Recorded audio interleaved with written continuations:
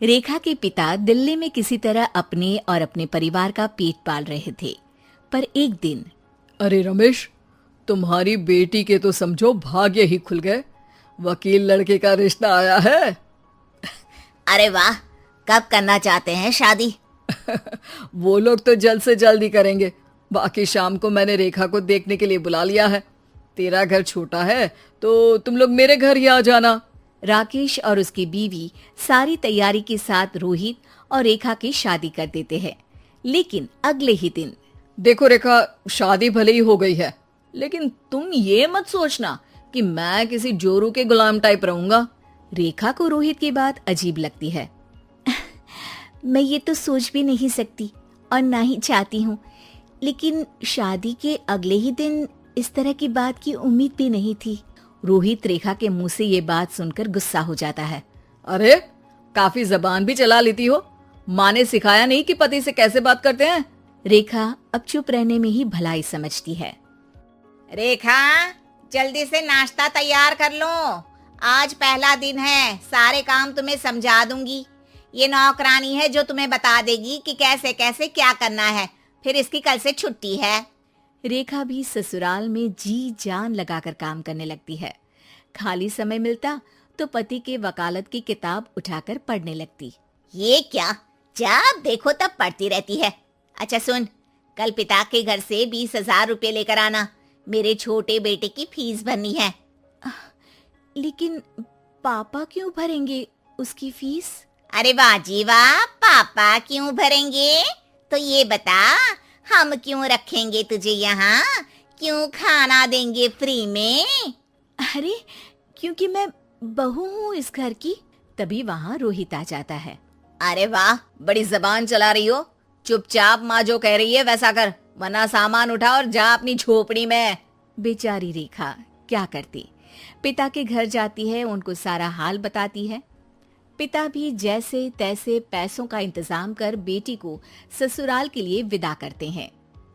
देखा, अब कहाँ से आए पैसे? अरे बहुत माल है तुम लोगों के पास, बस सीधी उंगली से निकालते नहीं।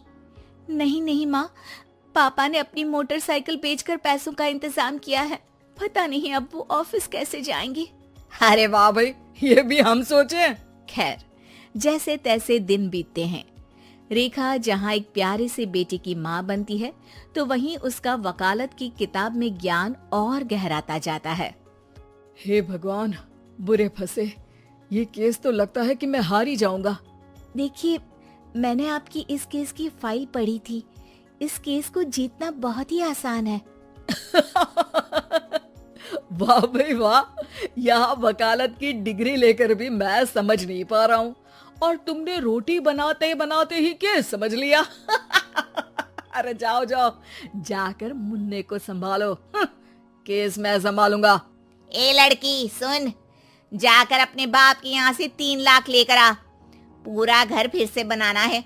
छोटे की शादी करूंगी तो छोटी बहू को कहाँ रखूंगी? पूरा घर तो तूने घेर रखा है। ऐसा मत बोलिए माँ जी, पापा इतना पैसा कहाँ से लाएंगे? अब तो वो रिटायर भी हो गए हैं।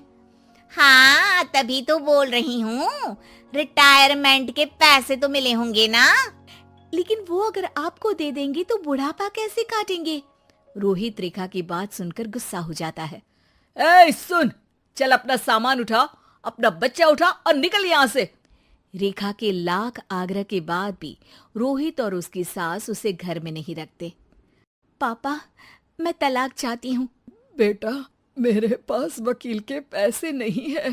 पापा, आप मुझे वकालत करवा दीजिए, अपना केस मैं खुद लड़ूंगी। इस बार रेखा के पिता भी उसे ससुराल ना भेजकर रिटायरमेंट के पैसों से वकालत करवाते हैं। और फिर एक दिन कोर्ट के बाहर, रोहित, आज तुम अपना ही केस हार गए, वो भी उस लड़की से जिसकी तुमने कभी कदर ही नहीं की। रेखा, मुझे माफ कर दो। मैं इतनी बड़ी अमाउंट कहाँ से लाऊंगा? मैं हर महीने पैसे नहीं दे सकता तुमको। पैसे वहीं से लाना जहाँ से तुम मेरे पापा को लाने के लिए मजबूर करते थे। एक पिता अपनी बेटी की शादी उसकी खुशहाली के लिए करता है, ना कि सारी जिंदगी कर्जदार बनने के लिए। अरे, मेरे ही बेटे की किताब पढ़ पढ़ कर ज्ञान बांट रही हो? वकालत की किताब तो ससुराल में ही पड़ी थी ना। बिल्कुल, यहाँ मेरी गलती रही। जिस पैसे से मैंने इसकी शादी की थी, मुझे वो पैसे पहले इसकी पढ़ाई में लगाना चाहिए था।